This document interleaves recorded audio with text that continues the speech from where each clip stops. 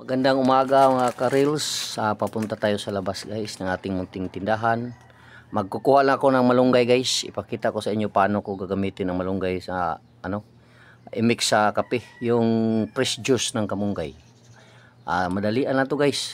At siguradong sa inyo kung health conscious kayo, yun na naman nga yung malunggay ay rich of vitamins and minerals. I think 13 vitamins and minerals. So sa lahat ng mga dahon na dito sa mga gulay-gulay sa buong Asia, ito ang malunggay ang pinaka healthiest, no? So samahan niyo ko guys, lalabas tayo. Okay, papakita ko sa inyo ang munti kong puno ng malunggay guys. Ito ang puno ng malunggay guys. Yan. Nandyan lang ang puno ng aking malunggay. Isang taon na to guys.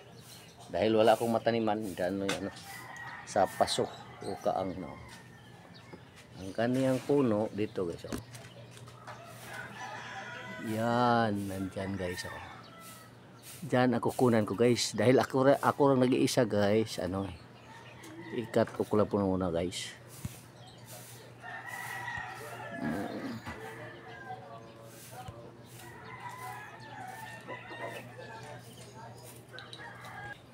Ito na po guys ang ating dahon ng malunggay. Okay.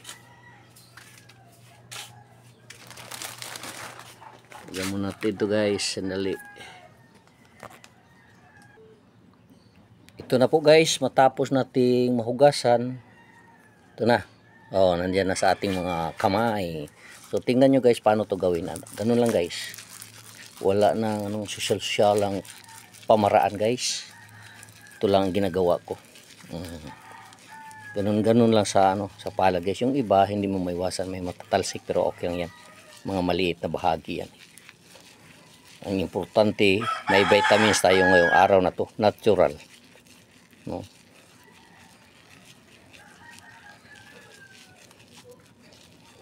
Pag nadurog na to guys, feel mo na na juicy na, oh. Yan guys. So kumuha ka nito guys. Okay. At ilagay mo dito.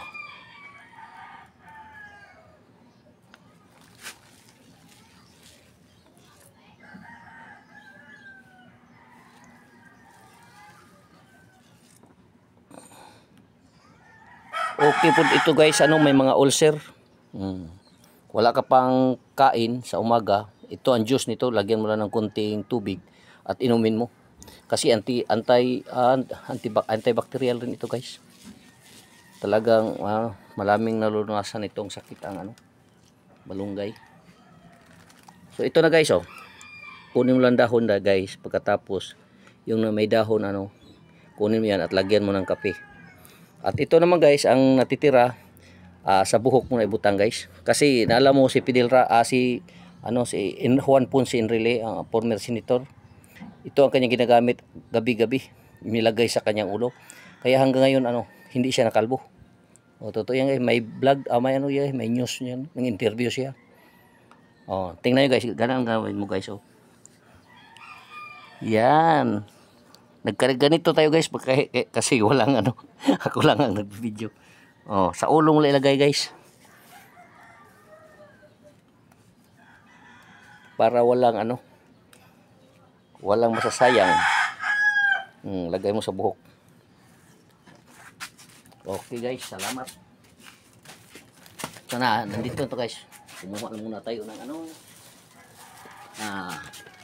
para panglinis.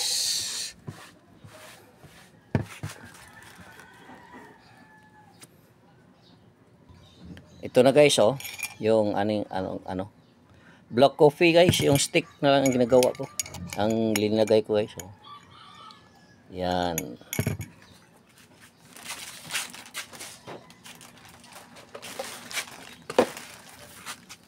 Lalagyan ng mainit na tubig.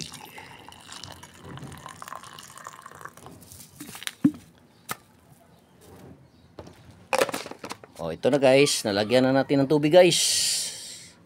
So ang nangyayari, healthy coffee to, no? Masigit pa to sa 3 in 1. Kasi nakasisiguro tayo na nandyan talaga ang vitamins at minerals. At para naman tayong gulay, no? Kumakain ng gulay kasi nandyan ang juice ng malunggay. Maraming salamat guys, yung suporta. Magandang araw sa ating lahat.